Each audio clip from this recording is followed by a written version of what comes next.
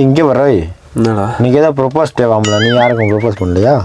அதெல்லாம் ஒரு பொழப்பாடா உங்களுக்கு ப்ரொப்போஸ் பண்ணுற இதாக பண்ணுறேன்ட்டு போடாங்கிட்டு நீ வேலை இருந்தா பாருங்கடா ஏன்டா.